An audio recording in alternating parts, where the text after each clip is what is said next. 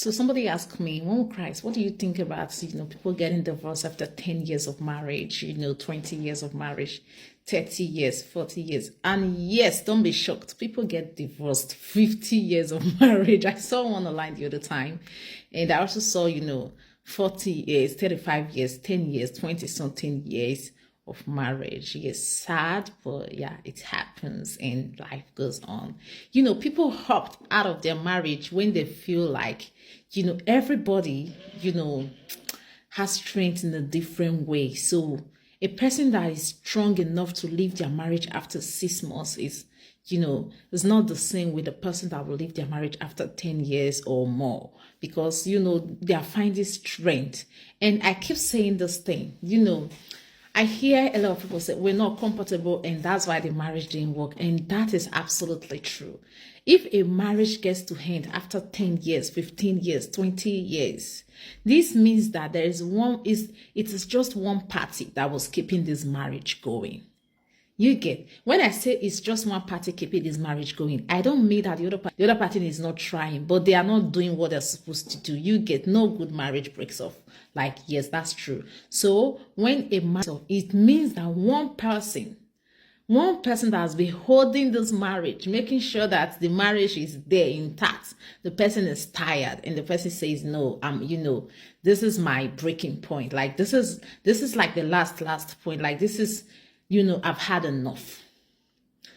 Because people feel like marriages, that breaks from, 10 years, 15 years is a child play. No, this is a whole lot of work. This is, something someone has tried to build for years, like a decade or more, and didn't work at. You would just know, like, someone out of the two couples, one was making this marriage work.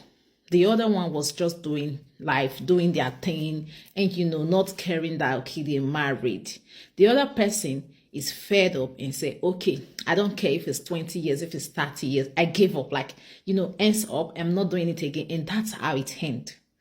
There is no other explanation logically or, even spiritually, emotionally. There is no other explanation to this. This is just it. It's the simple thing. One person is tired of building while the other person is breaking. This is what ends marriage. And this is why I always give it up for, I give it to people that end their marriage after 6 months, 7 months, 2 months, 5 months, like a day they end it. I give it for those people, and because they have the strength to, because let me tell you for free, something you cannot take in marriage, do not take into a relationship. You feel like, oh, we're still doing relationship, we're still trying to make things work. This is, you are trying to make things work.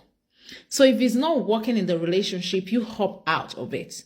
But if you feel like, oh, when I'm married to them, they're going to treat me better. No. Marriage is another level. Like, it's a whole new level. So whatever it is that was in your relationship is the same thing you're going to experience while married to this person. You might even experience more or less. So the thing is, if this person is treating you bad in your relationship, I hear so many people say, if it's treating you bad, once you have a child or once you be part, it'll be more responsible. I don't know. Maybe it takes a miracle for that to happen. It might be happening. Maybe less than 1%, But the truth is, how a person treats you while you are dating, is how they're going to treat you while you are married. So while you are dating, please hop out. And if you mistakenly got married and you're not seeing it after 1 year or 6 months, that, up out, so you don't waste your 20 years, so you don't waste your 10 years, so you don't waste your 15 years, so you do not waste it. Because the thing is, if you keep giving people chances, they keep doing more. It's just simple logic. They feel like, oh, he's going to forgive me regardless. She's going to forgive me regardless. So they do it. But when you take a step, you take a stand and say, no, this is how I want it. So the person will likely be like, okay, if they don't want to change for you, they move. So you can move. But if they want to, then you see a little bit. And there are some corny folks that, might change a bit just to get what they want. Maybe after 1 child or 2 child, they start showing you who they really are. You can still leave if you know that you don't want to, you cannot take it. See, marriage is a whole lifetime. You're supposed to grow old with the person you're married to. You're supposed to give them all the love, all the support. You're supposed to be together. So if it's not working, it's not working. I'm not against people getting married the second time, the third time.